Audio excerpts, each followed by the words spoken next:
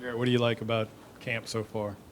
I mean, it's been good. I mean, I love camp. It's just a month of just, spending time with your teammates and being around each other 24/7 and getting to play football. And, it's hot, but, it's easy to get lost and, oh, it's hot and this is tough. But, I mean, anybody would, dream of being out here, and we get that opportunity. So it's been, just keeping our head down and pushing through all the heat and all the adversity that comes our way. But I love camp, and I think we've done a really good job of embracing that. So. What do you like about this year's offense? Kind of talking to Perk, it seems like you guys are taking the fight in different ways to the defense. Yeah, I think we're a very, very close-knit group. I think we've really meshed together, very, very well from the spring to summer to now. And it's 3 weeks until the game. There's not much time left, and I think we've done an outstanding job coming together, kind of establishing our identity of who we want to be. I think we're going to be explosive and very physical, and it's going to be something that's fun to watch. So. This is probably a repeat question from the spring, but coming in the fall, knowing you're the guy, do you notice or feel anything different in practice? I mean, obviously there's a different dynamic, going from being a backup to the starter. But, I feel like, it's just taking the same approach that I've always taken, just trying to lead, be vocal, be an uplifting spirit, keep the guys going. It gets tough out there, it gets hot out there. We just got to push through, focus on our work and focus on our job. Coach Sloan's talking a lot about being intentional with everything we do, and having integrity and being focused. Locked in focus is something he says all the time. So that's been the biggest thing for us, is just staying focused on our jobs, staying focused on our tasks, and moving as one. Garrett, anybody that's out there practice could tell that this tight end room could be pretty good. Yeah. What do you like about those guys? What do you expect from them here in the fall? Yeah, I mean, they've done an unbelievable job. Pimp and Trey and Mason, obviously. Mason's done a really good job of kind of showing, the younger guys the way. And they've done a really good job of listening and coming along. They're all producing at a very high level. Obviously, it's a very, very talented room. They all are very special in their own way. And, I would say, they're going to get utilized and used the right way.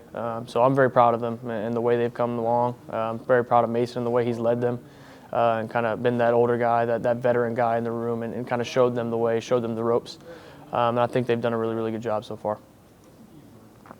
You got a pretty young wide receiver room, of course, outside of Lacey and Hilton. But how have the younger guys kind of been stepping up this camp and performing? Because obviously they're going to have a bigger role this season. Yeah, I mean the whole entire wide receiver room has done an outstanding job this summer. Just as far as how close they became, it's a different group. Guys that didn't necessarily get to spend a lot of time together. We got a lot of transfers and things like that. But the younger guys have stepped up a lot. They've kind of, listened to the older guys, and the veteran guys have also done an amazing job. Chris and Kyron, and even CJ. I mean, even though he's, new here, he's played, 4 years, three years, whatever, of college football already. So those are all experienced guys, and who've played a lot of snaps. Same with, Xavion. And so they've done an outstanding job of just, meshing together, leaning on each other. They're always trying to get better. They're always competing. And, it makes me feel special, not special, feel good when you have guys out there that can make special plays, And so you just got to give them an opportunity to make plays, put the ball in their hands in space. So. Your offensive line's so talented, and we always talk about Will and Emery right off the bat. But tell me about Deli. Deli's been around for a long time. What's he like? Yeah, Deli was actually one of the O-linemen that came into my class. We were class 2021 together. Deli's special. He's started for 3 years now. He's played so many snaps in so many games, been in so many moments. And he's more of a quiet guy, and he's not as necessarily, the outspoken guy, but he does things the right way at all times. He always has a level of intensity, and he's so smart. He always knows what he's doing. He never MAs. He's always on top of his job and his assignment. And he's always willing to do whatever we ask him to do, and so that's something that's so special about Deli. He's done an unbelievable job so far this camp.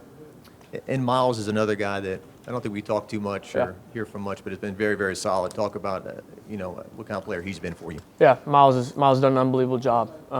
He's obviously, a very experienced guy, veteran in that room. And so, the coolest thing I love about that room and what they've been able to do is all those guys, all those veteran guys have brought those, the freshmen. We have so many very, very talented young freshmen in that room, and even the sophomores are very young. And the older guys in that room have really stepped up and kind of, took it upon themselves to not just, have Coach Davis show them the way, but also them. And so they lead by example. And Miles, is a great example of that. You know, he's always on top of the freshmen. He's always making sure he's doing the right thing to show the correct example of what we want, you know, from that position. You know, I think Coach Sloan has really emphasized of what we want our identity of our offense to be, and that starts with being physical up front. And so, you know, I think Miles and the rest of the guys all in that room have done an outstanding job of really establishing that identity of that physicality and that expectation. How has DJ Chester kind of adjusted to stepping into a situation where he's going to be the starting center? Yeah, he's done a really good job. You know, obviously it's a challenging position. You know, you're always thinking about different things and making different calls. And so there's a lot on your plate, and you always got to be, you know, on all 10 toes. And I think he's done a really good job of, you know, doing everything he's asked to do. And you know, I'm really excited for him and how he's been able to, you know, continue to get better. How are the helmet comms working, and how do you try to get it simulated enough in a game-like situation? Yeah, the helmet comms have been awesome. You know, obviously you still have to make sure you're aware of the signals and things like that. You know, just in case they go out at any moment. But it's definitely an advantage, you know, being able to have that communication with Coach Sloan, and you know, making sure we're in the correct play and running the right thing. And you know, there are also schematic advantages that'll be used that y'all will see eventually with that. So it's been awesome. I think it's a huge help, and it's been really, really good for us. How do you make a game like? Yeah, I mean, every rep is just like a game. You know, in a game, you're just taking reps. That's how you have to look at it. In practice, it's the same thing. You know, when we get to move the ball periods, it's the same thing as when we're in scripted periods. You know, you have to do your job and treat every play as if it's game-like. And so I think, you know, it'll be the exact same from practice into the game as far as the headset communication. So. During the team period, we saw the defense come up with a couple stops. What have you seen from them in camp, and how improved do you believe that unit will be this year? Yeah, no, they've done an unbelievable job. The biggest thing I think is the leadership that has grown from that side of the ball. They've really stepped up. You know, they've challenged me and they've challenged our offense a lot this camp, and that's good. You know, that's what we wanted. You know, we wouldn't want it to be one-sided. You know, there are mistakes that have been made and learning opportunities because of how good they've played. And so that's, you know, really all you can ask for as a quarterback is to be challenged. And, you know, you have to grow through mistakes. And so, you know, obviously when you have a defense as talented, I feel like, as we do, and I think, you know, people will have to learn to put some respect on our defense. And I think they're going to show that with the swag and the physicality that they're playing with. You know, I think it starts with Coach Baker. You know, he's came in and his scheme, the complexity of it, and, you know, the swagger that he has himself that bleeds into his players. And so, you know, I think they're going to be a really good unit this year. I think y'all will see that soon. Will the other day came in and echoed what you had said, I guess, a couple months ago. 10 wins isn't good enough anymore. 10 wins gets people fired, this and that. Is that the feeling you feel throughout the team, your teammates? They all feel this way? Yeah, I mean, I definitely think, you know, we've been talking about it since spring. You know, we all know that the expectation has been raised. We all know the bar's been raised. We all know, you know, that we aren't okay with just winning 10 wins. Like I've said that before, and Will said it the other day. And, you know, like I've said plenty of times, it's not a result-based, you know, thought process. It's an expectation of how we plan to go about our daily processes. You know, it's about how we want to act, you know, in the meeting room during fall camp, how we want to process what happened on the field, and how can we transfer it over to the next day on the field. You know, it's how we attack each practice, each rep, each set. So that's kind of been our mindset, you know, focusing on the now, but the expectation definitely has been raised. Time for a couple more.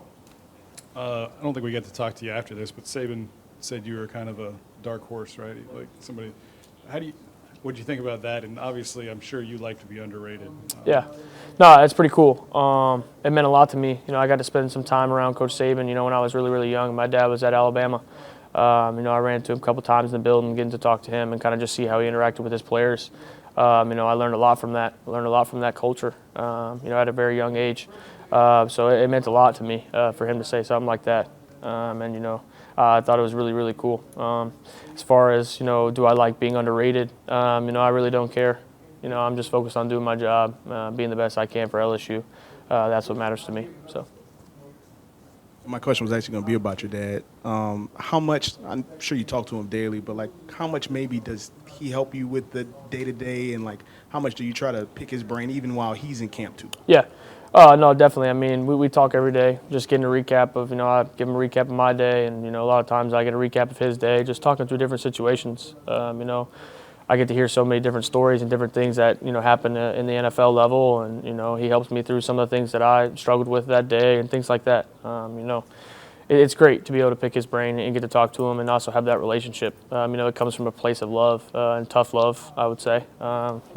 So that relationship means a lot to me, and it's built, over the years. Just talking through as I've, my knowledge of the game has kind of grown. I've been able to get into kind of deeper conversations with him about, the X's and O's and things like that. And so, it definitely it helps a lot. We'll do one more.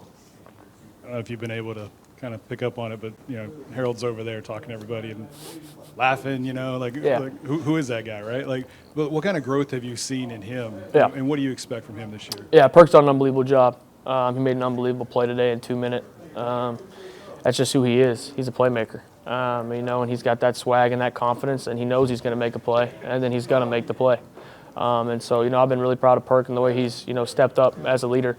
And he's really, really, tried to grow in different areas. And, you can see that on the field. You can see that he's making an effort to do that. And so at the end of the day, Perk's always going to be Perk, with his swagger and the way he acts. And it's definitely it's been awesome to see.